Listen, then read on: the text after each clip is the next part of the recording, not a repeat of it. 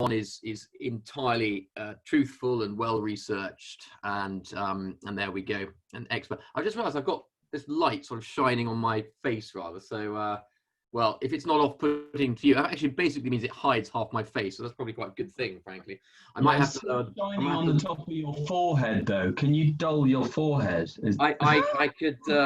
Thanks, Charlie. That's very kind. Because I got glad you're here. Yes, I'm looking very. I'm just going to close the blinds. Hang on, wait a second. Good cheap shots. I'll get him in while I can. Okay, let's try that. That's better. Right. Okay. Perfect. Good. So here we are in Australia. What fun! What fun indeed. You'll be delighted to know I've got lots of maps as ever, and we'll see how they work. I know that's one of the highlights of these sessions. We'll rattle through a quick introduction, and I hope first of all everyone has the Slint Chardonnay to hand and is giving it a good swirl. One thing I definitely find with this wine, it really benefits from opening up quite a lot. It's quite taut and quite closed to begin with, so do give it a good open, in fact. So quick bit of Australia history, put us in context. Vines were brought to the penal colony of New South Wales in 1788 from South Africa. In fact, the Cape Governor came over with some vines and they planted those. And vineyards started to sort of take off and flourish variously around the country. There were plenty knocking around in the mid-1800s.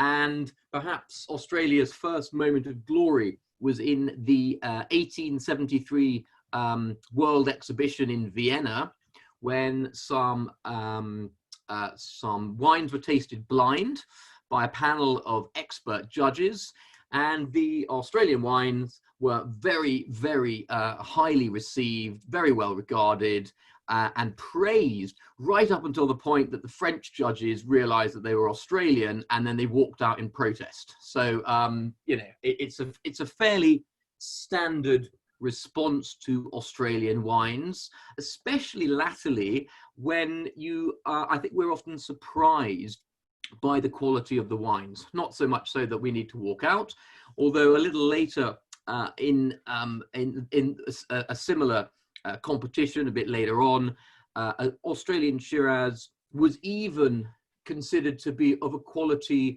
akin to Chateau Margaux, in fact, which is probably the first and last time that anyone has ever said that, at least stylistically. Anyway, you know, we'll flash forward to sort of modern day, well, not quite modern day Australia. I think we'll forward to the point at which Australian wine started to make a big impact in the UK, which was the early 90s.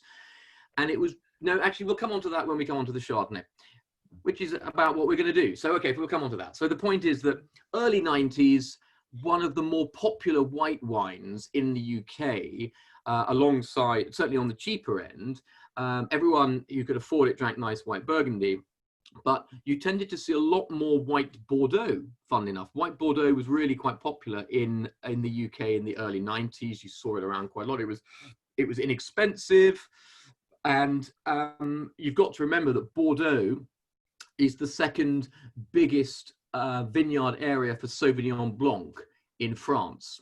Who knew? After the Loire. You know, we don't really associate Bordeaux with white so much, but Bordeaux Blanc, very important for the UK, right up until the very early 90s. The problem was 1991 was a shocking vintage in Bordeaux, and the white Bordeaux was just ghastly. It was really horrible. And finally, even the British, with our terrible palates, according to the French at least, decided we just didn't want to drink this filth. So, and it was at that moment that the Australians really struck gold by suddenly introducing Australian Chardonnay into the market. And this was lovely. It was super ripe, overripe as it turned out. Lots of lovely, sweet, vanilla-y, custardy oak, rather than being lean and green and mean and thin like the Bordeaux Blanc alternative. So with that one fell swoop, Australian Chardonnay prized open the gateway into the UK wine market and has been here ever since, for good or ill. So Australian Chardonnay, and Chardonnay is far and away the most widely planted white grape in Australia. It won't surprise you to learn that Shiraz is the most widely planted red.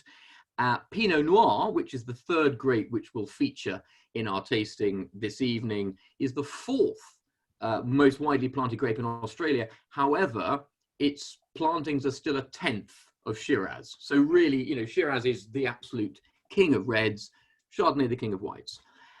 Australian Chardonnay for many, many years was exactly as I described it when it first joined us in the early 90s. It was very overripe, very late harvest, very low acidity, far too much batonnage, so lots of lees stirring, and a lot of oak, a lot of new oak. And it definitely spawned, or helped spawn, along with its evil counterpart in California, the ABC crowd, the anything but Chardonnay generation, who, you know, after a while, there was only so much all bar one 250 ml buckets of Chardonnay you could consume of an evening without getting an absolutely frightening hangover. And it was to Chardonnay's detriment, and the grape suffered.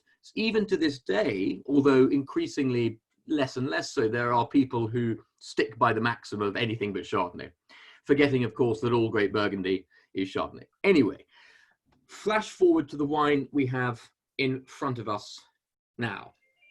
And, oh, sorry, it's my phone going off. Hang on. Wait 1 second. Twiz, dear boy, I'm hosting a big Zoom tasting with 40 people in front of me. Can I call you back? Brilliant. Here's pal. Yeah. Right, okay. Note to self, phone off. There we go. So the this represents for me the absolute sort of incredibly modern face of Chardonnay in Australia now. We are in the Adelaide Hills.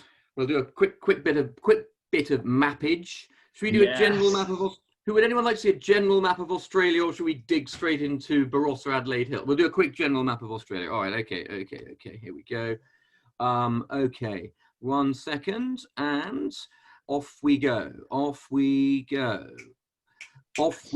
Right, okay. Can everyone see my map? Gladly no. You started sharing, but I can't. There it is. Yeah, you're there right. It is. Okay, great.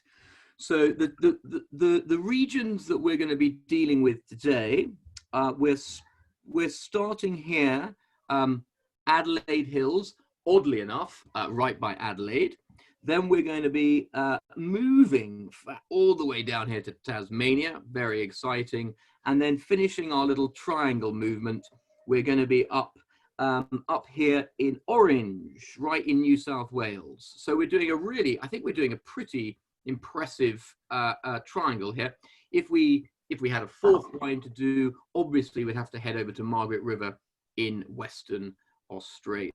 Right, okay, so I think that's enough map sharing. Oh no, actually, whilst we're here now, let us do the next one. Come on along, Mr. Map. Right, we're now going to go straight into Adelaide Hills and the Barossa region, where it's tacked onto, if you like. So Adelaide Hills is right here, sandwiched between McLaren Vale, southern Fleurieu, and to the north, Barossa and Eden Valley. Barossa is arguably the most famous of Australia's wine regions, and certainly for Shiraz. It makes this big, rich, ripe style of Shiraz. Eden Valley, which is technically part of Barossa, but is sort of a subsection, slightly higher, slightly cooler, tends to make more of Barossa's white wines, and it's more elegant Shiraz. Then here we have our Adelaide Hills vineyard. So Adelaide Hills is cooler and higher altitude in many respects still. And this is really where you get absolutely splendid whites in particular, and cool climate red. So great Pinot Noir, particularly good Chardonnay. And I'm just sticking my nose in here now. Haven't done this for a while. Yep. Yeah. You really get the acidity and the freshness here in this wine. I'm going to stop sharing now. Hang on. Oh, There we go. And Adelaide Hills is definitely an area which is becoming more and more prestigious, better and better known. Unfortunately, it was also the worst hit in the horrible fires that tore across Australia earlier this year. It lost up to 30% of its vineyards, in fact. So there's unquestionably an issue with subsequent vintages of smoke taint on some of the grapes. So you're going to have to be quite careful with Adelaide Hills wines. Oh, I think I've just seen that. Catherine and Mark have just mentioned that too. This producer was fine. Mark and Catherine will be delighted to know that Okota barrels were fine. They're very high up, and they make a tiny amount of wine as well. This is one of 2,688 bottles. If we were playing bingo, then 1,097 would win. That's my bottle. You'll see they're all numbered on the back. So very, very small production. Let's talk specifically now about, I suppose one last thing to say about the region is it has some of the very oldest vines in the whole country, because it was one of the areas least hit by the spread of phylloxera in the 1800s. The impact of Phylloxera devastatrix, this horrible aphid which tore through the world's vineyards, was somewhat arrested by the time it got to southern Australia. So still there are vineyards which have vines that were planted in the mid 1800s. They tend to be Grenache vines which can last forever, but it's quite exciting. You've got some very old vines here. On to this specific wine, the Okota Barrel Slint Chardonnay. This is from one of our favorite, very, very cool couples, amazing producers, Taras and Amber Okota. And they are the epitome of new wave, new age, even very modern, very trendy winemakers. They were both, well, still are musicians. Taras is a bassist in a punk band, and they met during a, I think, did they meet? Yeah, I think they met on a surfing trip, and they continued to surf, and it was sort of in Mexico around about 2000. They were there in their VW camper. They decided to come back to Australia and start getting serious about wine. Taras did his enology degree in Adelaide, and they're now, as I said, leading the charge for modern, new wave, cool climate Australian wines. You'll notice very specifically with this Chardonnay, the oak presence is minimal. There is some oak here, but it's incredibly subtle. And you'll also notice that the acidity is nice and bracing and saline. It's decidedly Burgundian in that respect. Also, if you have a quick look at the alcohol as well, we will see that it is, dun, dun, dun, dun. It is not marked on my bottle, but I can tell you it's certainly not more than 13%. How weird, it's not on the bottle. That's illegal. Anyway, it's definitely not your late harvest. Oh, you've got a sticker, so it does say 13%. Okay, my sticker's obviously fallen off mine. Oh no, there it is. You're right, Jeremy. Thank you. Yeah, 13%. Good. Not over oaked. In fact, very subtly oaked. Very fresh, very saline, very minerally, very, very elegant. The sort of wine which I think represents the new Australia perfectly, and really should put paid to any of these lasting concerns about Australian Chardonnay being flabby, oaky, overblown, lacking acidity, and generally undrinkable. I'm just having a quick look at comments here. Very nice, fresh, and goes down beautifully. Excellent. Oh, hang on. What else we got there? Tasting the same with your standby, Adelaide Hills. Okay. Something about, is it true that Is it true that the capital of the region had changed its name in 1916 from Königsberg to Kingstown? Karen, I have absolutely no idea. I'm afraid that my research, as deep and thorough as it is, doesn't quite go that far. I apologize. If anyone wants to leap in with an answer, please feel free to enlighten Karen and all of us. There's one thing which Taras and Amber are insistent on. They refer to themselves as acid freaks. They really like to pick quite sufficiently early to ensure this lovely kind of fresh, crunchy saline fruit makes the wines extremely gluggable, but also very good food partners as well because of that structure and acidity. One of the words which Taras always uses to describe his whites in particular is texture. He's all about texture, not just fruit. So you should be getting quite a lot of extra character rather than just your obvious Chardonnay, yellow, golden, delicious kind of fruit and the cinnamon that you get from the oak. There should be plenty of minerality here. Mm. Mm. Yeah, really very crisp, very clean, very pure, very long, very focused. The sort of white you could actually decant, or for those of you who aren't going to nail the whole bottle this evening, will be tremendous tomorrow. My last story before we move on, because I know Mark in particular will chastise me if we spend more than 25 minutes on the first wine, is that I first encountered the Okota Barrels wines quite a few years ago, and what was really exciting about them was that a client at the time, who was Kristen Scott Thomas, in fact, said to me quite specifically, she wanted a non-French wine that would impress her, as she called it, knobby French mates who were coming over from Paris and staying with her in London. And what could I suggest?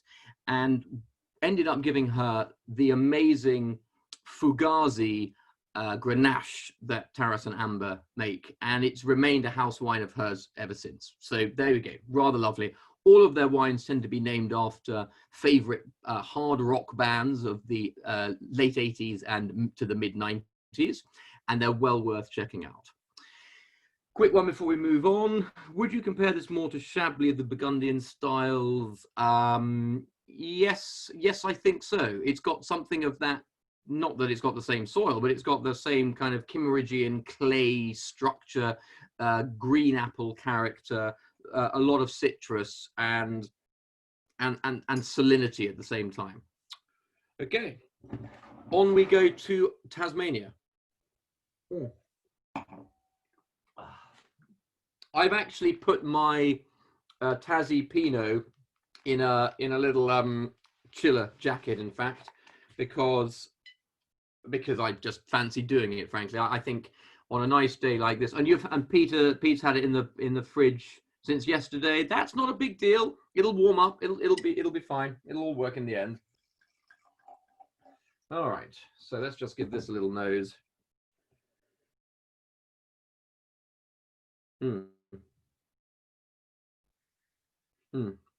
Just whilst my glass is warming up, for those of you who wanted a little more info on Adelaide Hills, the vineyards I mentioned their elevation is sort of, well, I didn't, I just said they were higher, but we're talking 550 meters up. The soil, which I think definitely contributes to that minerality, is this ironstone quartz soils, and the vines themselves are 15 years old, so you're starting to get slightly old fruit character. Okay, good. Oh, let's do a quick Tassie map. Here we go. A bit of Tasmania mania. Right. Oh, have I got the right one? Yes, I do. Okay. Charlie, give me a thumbs up when you can see it. Good. Great. The first vineyards to be planted in Tasmania were relatively recent, having talked about Australia's fairly, impressive vineyard history back to the 1800s, early 1800s and slightly before. First vineyards in Tasmania were planted in 1960, and originally they were Cabernet Sauvignon, which did not work because of the relatively, in fact, no, decidedly cool climate of the vineyards. The region, as you can see, vineyard-wise, very much based around the coastal area, northeast and south, or this is really referred to more as the central area around Hobart. There's about 1,300 hectares of vineyards in Tasmania. Currently produces. Sorry, what's going on? Sorry, I think I've got a child or a cat trying to get in. Okay, fine. No thanks. And there's, as I said, 1,300 hectares of vineyards in Tasmania, and it's responsible for only 1% of Australia's wines. And until about 5 years ago, less than 1% of that production was even exported. So it's everything's pretty new in Tasmania. What makes life very simple is that there is no inter-regional designation in the country. Everything is just Tasmania wine. You'll look at the label here and you won't see sort of the equivalent of an AOC or a DOC that says specific regions. It's just Tasmania. Tasmania is like champagne in that respect. You're Tasmania, you're Champagne. Kind of appropriate analogy, because far and away the most successful grapes in the country are Chardonnay and Pinot Noir. And until quite recently, the only thing we really knew about Tasmanian wines were the admittedly wonderful sparkling wines that seem to dominate the export market. Whilst we've still got the map up, it's worth pointing out the northern area, sort of Tamar Valley and Pipers River. This is actually the warmest and most humid of areas. Then down here in the south, where we get to the Huon Valley, this is the coolest area in Tasmania, and it's generally considered the east coast. And where we are specifically is between Biceno and Swansea, just inland of Coles Bay here, where I'm just playing around with my little marker there. And this for me is probably the most exciting region, particularly for Pinot Noir. It's worth bearing in mind that Tasmania also makes, as well as some great sparkling wine, it makes some interesting, quite interesting Sauvignon Blanc. Not as interesting it should be, because the 42nd parallel, which runs through Marlborough in New Zealand, also runs straight through Tasmania as well. Right, enough of this map because it's not very inspiring. Oh, so I pointed out where we are with this wine, Devil's Ridge. It's just in here, Okay, and good. So before I can continue yabbering on, has everyone had a good sniff of this? A good taste as well? Are we getting some initial impressions of this wine? I'm seeing very light red. Sea all around Tasmania is very cold. It has a cooling effect. Indeed, it does, Catherine and Mark. Jeremy, does Australia have quality designations? It has regional designations, whereas Tasmania doesn't. It's all just Tasmania on the label at the moment. That could well change. A lot of the production in Tasmania, including Devil's Corner, is largely backed by the big boys on the mainland. So the first sort of major investment was really Shaw and Smith, who invested in Tolpuddle Vineyards over in Tasmania. And these guys, Devil's Corner, are independently run, but it is backed by Brown Brothers, who I'm sure we're all fairly familiar with. I love this Pinot Noir. For me, this is beautifully fresh, clean, lovely kind of bright cherry fruit. I wonder when people drink it, do you automatically think New World? Do you automatically think Australia? I'd be interested to hear what you guys think, because for me this is quite different from a lot of typically New World Pinot. Mm. Mm. Yeah. Wow. Again, on the palate, such lovely freshness, bright fruit, real almost sour cherry character. Totally unlike some of the old school Yarra Valley Pinots, which can be lovely, still are, but the old school ones, some of the Geelong or Geelong Pinots I remember from the past, which are very toffee rich with their oak, very ripe, very late harvest, quite heavily extracted. This is super fresh, light, zingy, eminently quaffable. You'd struggle to pinpoint that as Tasmania right early on. Yeah. In terms of its, you always think that it should be quite ripe and quite overcooked in Australia, and Tasmania is always that weird one where they sort of throw a slight curveball and it does get that cool climate style. Yeah. I think it's a wonderful example, rather like the Chardonnay, of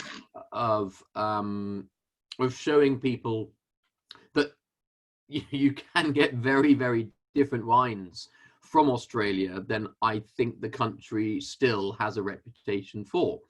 And whether or not you like it is a different matter, because there's plenty of people who perhaps like a little more sweetness and richness in their New World Pinot.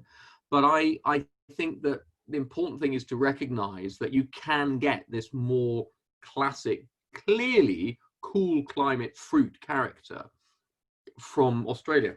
And the alcohol on this is, yeah, a very clean 13% once again. So we're keeping everything decidedly fresh and light. This was the 18 vintage.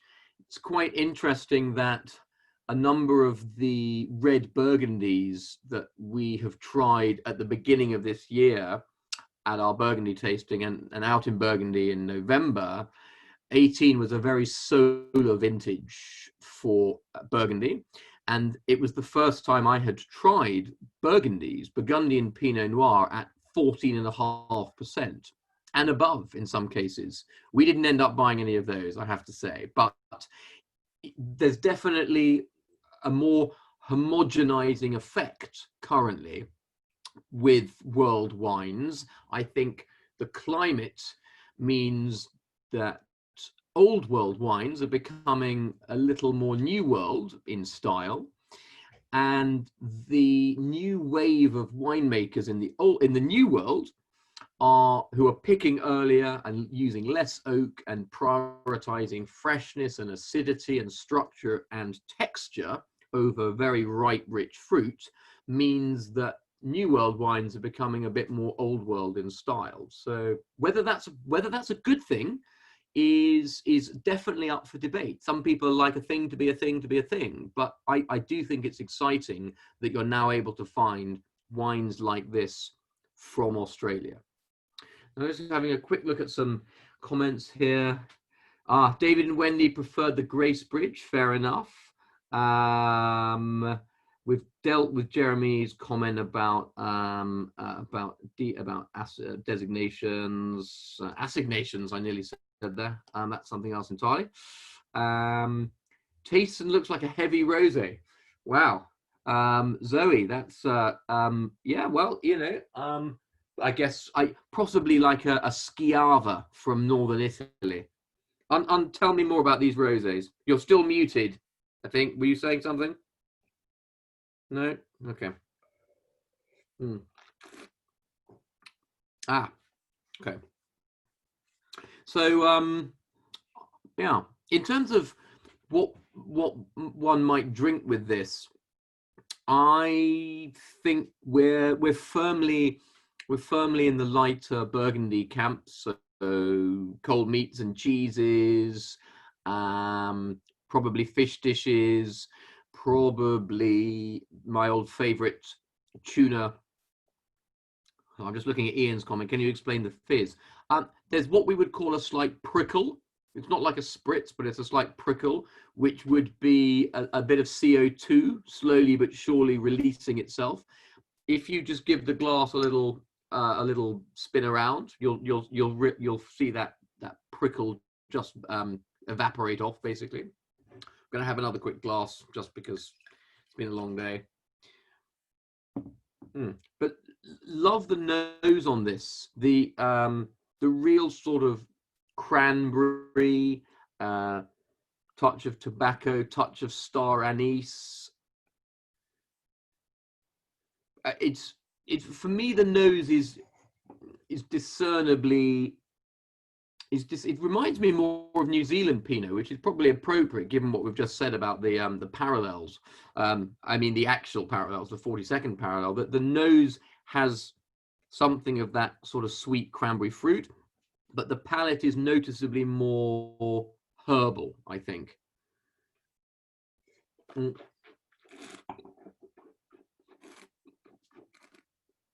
I have a plate of cold meats here, lovingly or begrudgingly prepared by Teresa earlier. No, very lovingly, very kind. And also some pistachios. So I think pistachio and Pinot, great combo, highly recommended. I see some people tucking into something more substantial. That looks tasty.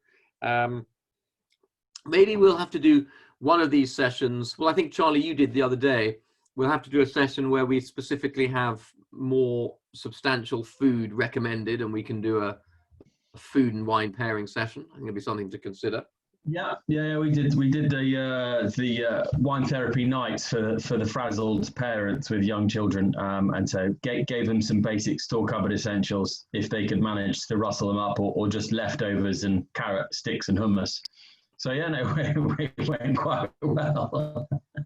Yeah, well, before we move on to the Shiraz, it's just worth pointing out, I saw in Charlie's email to you all earlier today or yesterday, obviously we want to continue doing these sessions even when lockdown restrictions are relaxed, but it's sort of up to you to let us know whether you want to, frankly, and what sort of frequency.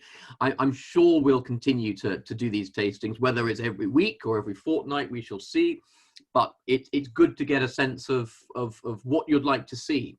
Whether you'd like to do specific regions or grapes, whether you think it's worth continuing them weekly or making them, slightly less frequent would be very useful. I've just seen Catherine and Mark's comment about wild boar saucisson. Yes, I mean, to be honest, wild boar saucisson goes with everything, or rather everything goes with wild boar saucisson, even water, frankly. Rajesh, interesting comment. Dustier than a typical New World Pinot and a bit less jammy. Absolutely, 100%. I think it's definitely more on the herbal, herbaceous character than it is on the clearly very ripe raspberry, strawberry fruit that you associate with New World Pinot. And this pair, as in from the Chardonnay to the Pinot, are, I think, really quite typical of the new wave of Australian wines. The question is, and it's a genuine question, is this a good thing? Is this a good thing? Should we keep that differentiation? If people want to drink this style of Pinot Noir, fine. They should just buy a Burgundy or something from Germany, for example. If they want to drink clean, lean, minerally Chardonnays, which aren't super overly oaked and relatively low alcohol, maybe they should stick to the old world. Is it necessary for Australia to compete or try to compete? Genuine question. But the answer is yes.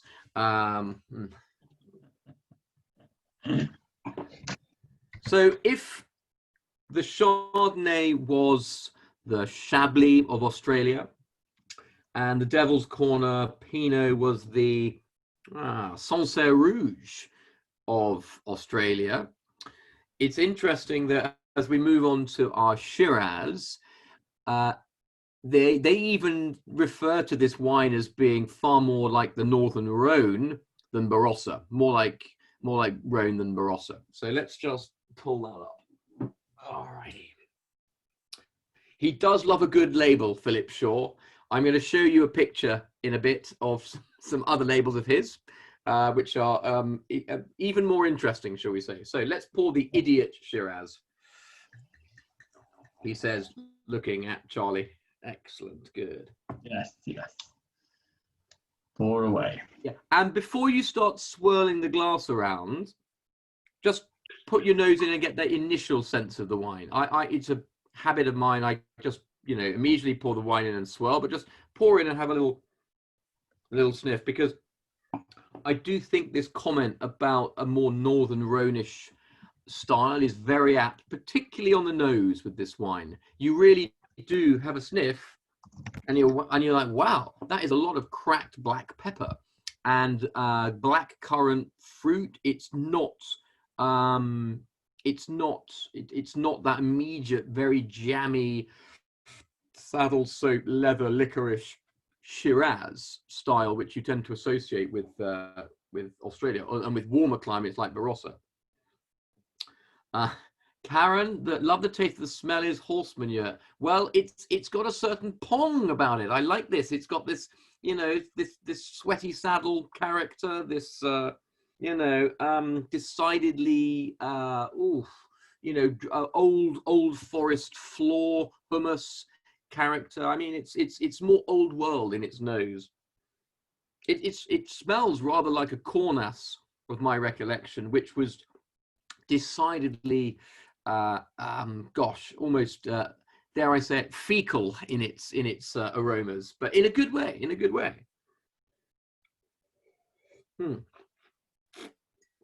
Yeah, but it is interesting on the palate how the fruit does come through a lot, but at the same time I think it still keeps lovely tension, great acidity, nice grippy, chewy but quite sophisticated tannins, and the fruit is very nicely tucked up by the structure. Zoe's saying, I feel I shouldn't drink this without a smoking jack and a Chesterfield. To be perfectly honest, I don't think we should drink anything without a smoking jack and a Chesterfield, frankly. But and especially in lockdown, there's every reason to do this. Why is it called the Idiot? A very good point. So I'll read the official reason it's called the Idiot, which is: the idiot does not follow the rules of convention, a fool to some, a genius to others. We embrace the unconventional and complex character of our Shiraz. There we are. I think someone previously, it might have been Luke, said something. Was it someone said something about why is it called Shiraz, not Syrah? Yes, and that is an interesting, because there's certainly been a move in New Zealand. You see that an awful lot, and latterly a bit more in Australia, to sort of differentiate the export market, us snobby Brits in particular, that you're drinking something sophisticated and horse manure. We call it Syrah rather than Shiraz. I think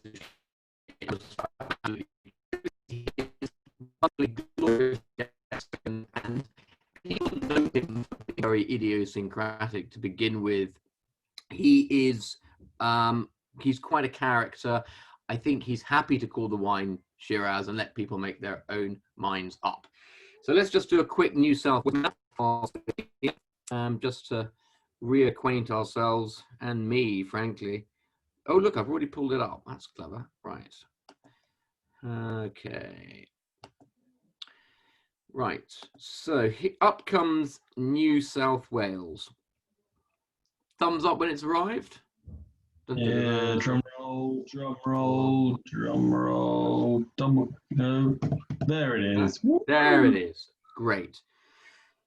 So orange is this lovely little green speck right in the middle of the New South Wales area. You've got Hunter Valley, slightly to the north, famous in particular for its wonderful Semillon white wines. You've got Mudgee as well, which makes some that's here on the edge of or rather between the two, which makes some pretty impressive Shiraz and Cabernet as well. Some interesting Chardonnay, and then you've got Orange, which for me is probably the most exciting of the newer wine regions in Australia. I think there's just fabulous things going on here now, and no one has been more of a pioneer in this region than the great Philip Shaw. Philip, and I'm going to dwell a little bit on him because he is a total legend. But before that, we'll just talk, briefly about the region. It's cool climate, and it's cool climate due largely to the continental influence, in fact, and also the relative elevation. It's got pretty interesting volcanic soils as well, which add to the minerality and intensity of the wines. And certainly you can get a good sense of why stylistically the wines are more, or at least, they're perhaps the bridge between Barossa Shiraz, between McLaren Vale Shiraz and the Northern Rhone. Good. Luke saying blah, blah, blah, dense and pretty full, but quite Northern Rhone, still Shiraz there. Well, I'd be interested. So if people want to comment on the chat function, why not say, do you think this is more Syrah or Shiraz? I think the jury is out. Shiraz, okay, yeah. You could, I suppose, look at it as saying, is it one on the nose and the other on the palate, something like that. But anyway, The vineyards here are in Coomaloo, and Philip planted them in 1988-89, and this was his first sort of personal project, having led an extremely illustrious career he was the head winemaker for Rosemount Estate, which was and still is one of the biggest Australian producers. I remember the very first wine tasting I ever hosted was when I was on crutches at Sandhurst, when I was briefly under the illusion I would be a good soldier, and I quickly sort of disabused of that notion, and having injured myself in training, I decided it would be quite fun to start hosting wine tastings for fellow officer cadets. And I remember going to the local Majestic and buying a lot of the Rosemount, I think it was Yellow Diamond or Diamond, something with a diamond on it, yellow label, Rosemount Estate Chardonnay. And it was one of the biggest labels at the time. I think it's still pretty significant. And Philip was the winemaker there. Philip claims to be on his, well, now actually, he's probably on his 62nd vintage as a winemaker. He started making wine, he started running around the vineyards that Penfolds own when he was 16, and he claims to have been instrumental in making the vintage at the age of 16 at the McGill Estate, Wynns Estate, Wynns Cabernet. So he's been knocking around for quite a while.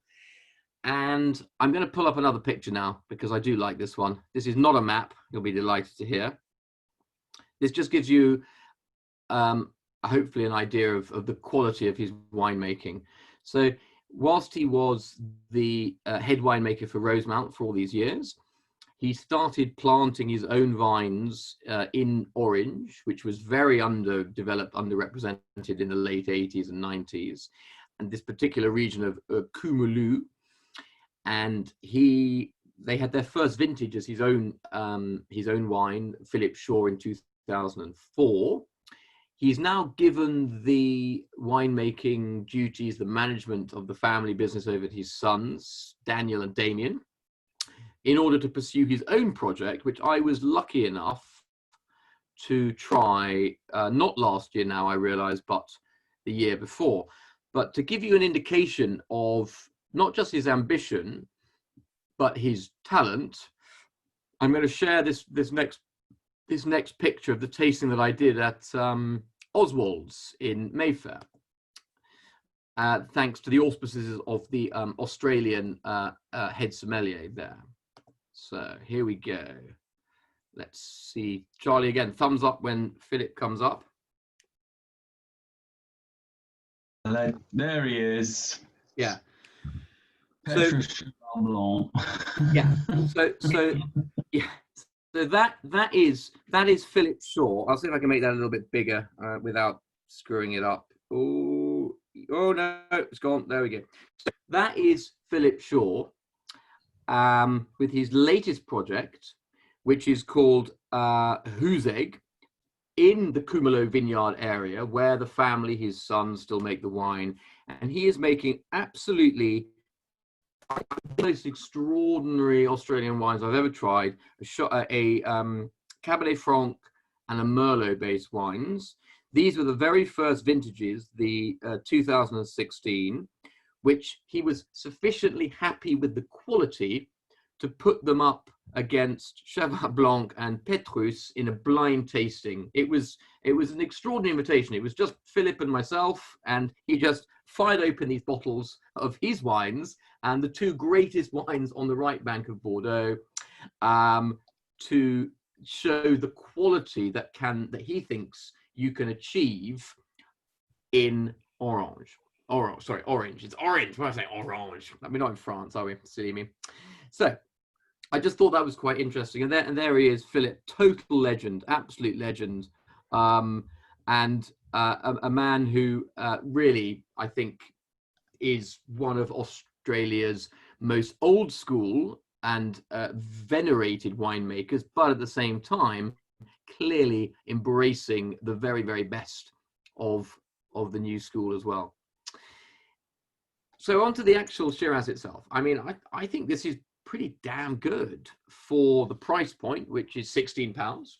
You know, I think this is a really exciting, interesting, very different style of Australian Shiraz. You know, I wouldn't put this one up against, well, you wouldn't put it up against Petrus or Cheval Blanc anyway, because it's a different grade, but nevertheless, you know, but it's still incredibly well tailored. And Philip's ethos, his mantra of really quality winemaking, of going against the grain, of being a bit of an iconoclast, runs all the way through to this wine as well. I'm a big fan, I have to say. Yeah, not having tried the bottle that I had in the house previously that got drunk. This is the first time I've tried it since we decided we wanted to use it for these tastings. So I'm glad to see that it's still doing some good stuff. Jeremy, do the Australians blend the Shiraz? Very much so. The classic GSM combo, Grenache, Shiraz, Mourvèdre, very, very popular, which is effectively a Châteauneuf-du-Pape style combo. Very, very popular combination indeed. You also see it, and I remember Victoria Moore wrote a compelling article, as she often does, talking about the fact that perhaps Australia's greatest legacy to the wine world, its great innovation, its signature wine, was the Cabernet Shiraz blend, which we don't see an awful lot elsewhere. It's certainly uncommon in the quality wine regions of France. You don't see it a lot in Tuscany, for example. You don't see it even an awful lot in the US. You certainly see individual examples of that blend, but the Cabernet Shiraz blend is Australia's own, and it's if you dig it up, it's well worth the read. Actually, one of her earlier pieces for the Telegraph on Cabernet Shiraz blend. Back to the Chardonnay. What food would you recommend it with? So I think because of the texture, because of the acidity, because of the structure, it's a wine that you can be quite bold in your flavor pairings. You can start getting, you know, fairly heavy on the spice and the chili and the heat. It's not a shy wine. It's not a hugely fruitful wine, but it's got enough steel behind it, enough nervous energy, enough tension and grip and texture that you can be quite confident in the pairing. I think the best answer would be salt and pepper squid. Salt and pepper squid and the Slint Chardonnay would nail it, frankly. Chips. Yes. Oh God, I'd love it. I got, you know, the chippy up the road. Oh, well done, Luke. Oh, I'm kind of envious. I've actually got some of those what do they call them? Those chiplet crisp chips, whatever they're called. Which, frankly, I've definitely got food envy. But you don't have the same revolting little Polish sausage I got from the local corner shop, actually, which is going to be even better. Yeah, yeah. It's like a rat's tail. Yeah, yeah.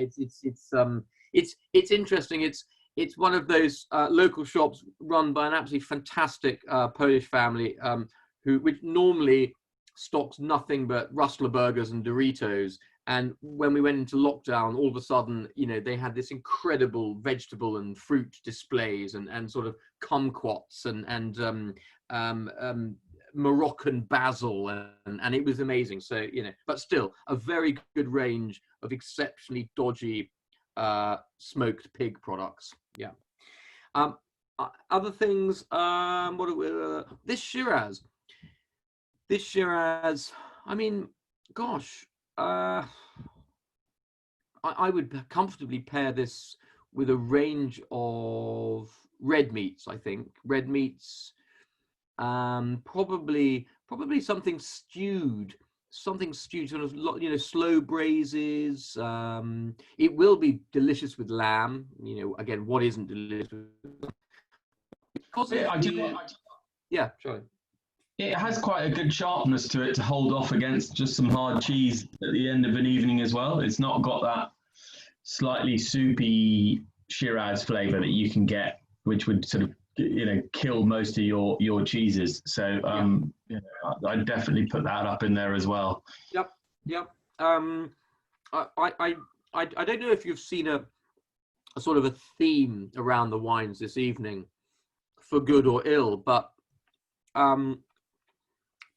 very much tried to present the new and surprising Australia, because in some respects, if we were doing this all together and had more time, it would be quite interesting to do a old school versus new school Australian tasting, because we could still find any number of more traditionally styled Chardonnays, Pinots and Shirazes, and sort of pair them up, you know, old school, new school, and see what people preferred. But I hope that you've seen, whether you like them or not, I hope you've seen, and I hope you did to one degree or another at least. I hope you've seen a bit of a theme running through the selections this evening, that we really are trying to challenge expectations about Australian wine.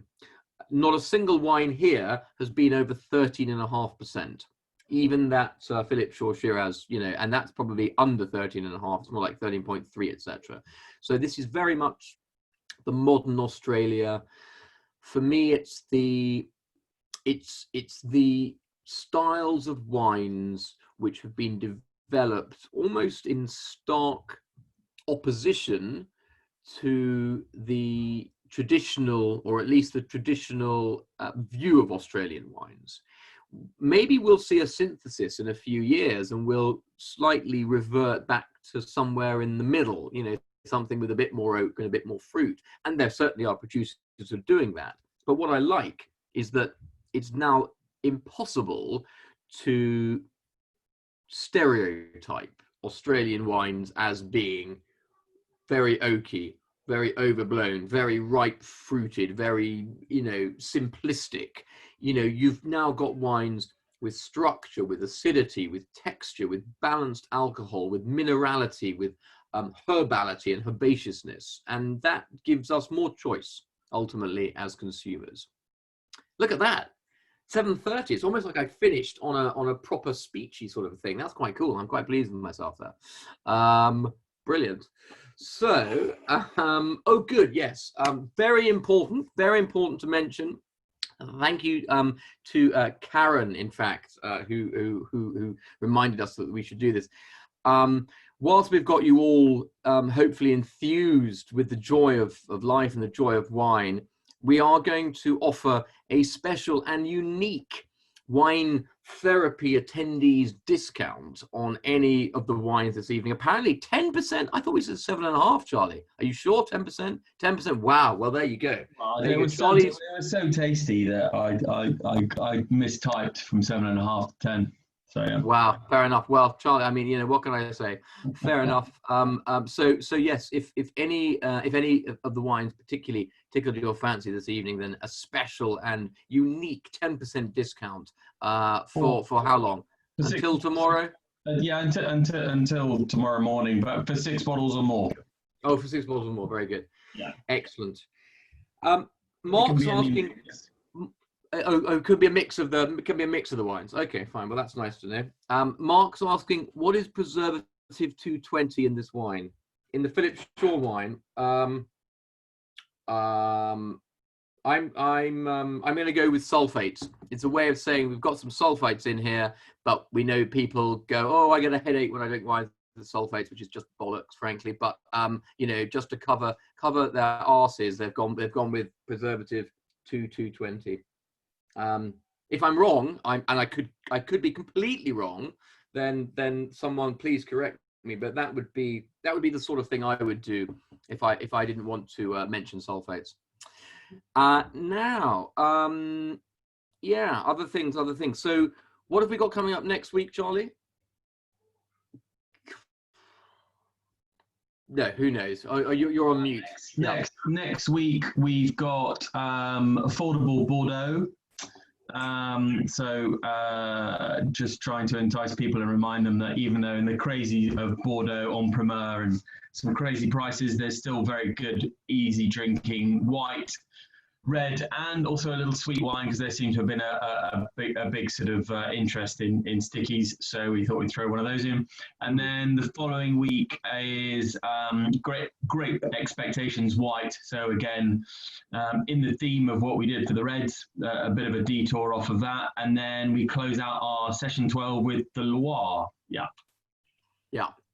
that'll all be good.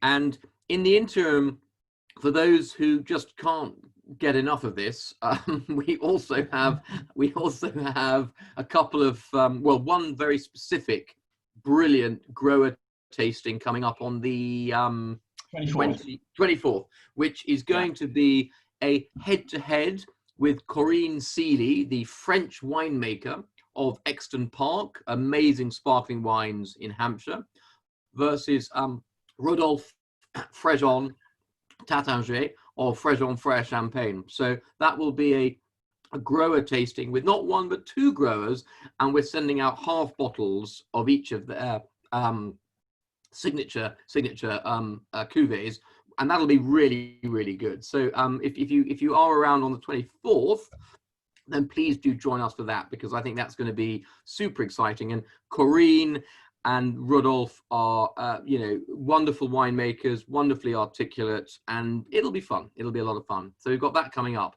Lots of other fun things in the pipeline. I can't think of any more right now, but actually, no, we do have an exceptionally exciting Argentinian wine tasting planned. More details anon, but that will be something incredibly special, and we'll be being joined live by Eddie Popolo from Per Se, live from Argentina. So we would love you to join us for that as well. Good. Yeah. Well, I know people are beginning to drift off. Sorry, Charlie, you had something to say? No, that's it. No, that we'll send out information on that tasting with the Argentine, the sort of top crazy Argentine producer in the coming days. So yeah, I think our brains are slightly fried from Bordeaux en primeur. So yeah. And it carries on after this, but there we are. But we've got some great tastings. But I'll send the link out to those who haven't had a chance to just quickly answer our poll question, which is, do we want to carry this on a regular basis as we are, or maybe every couple of weeks, or just give us a break over sort of July and August, and then we'll see, what Boris is up to at the beginning of September, and we'll start the whole ball game again. Marvelous. Thank you, Charlie. For those who are staying on for a bit longer, we've mentioned Bordeaux once or twice this evening, and I have to say it has been an epic campaign. So if anyone is interested in getting involved, I know there's certainly a handful of people sat here now who have been getting very actively involved, and thank you and well done. But we have not seen a campaign like this for well over a decade. The wines are 5-star and the prices are 3-star. You're looking at an average of 25% discount to previous vintages. So it's kept the Honest Grapes team very, very busy, because people are piling in to this remarkable vintage. So if you haven't done so yet, it's not too late, although everything is selling fast. But do get in touch. We do intend, when we get a moment, we're going to put together a sort of best of Bordeaux for under 1,000. That's not a case, don't worry.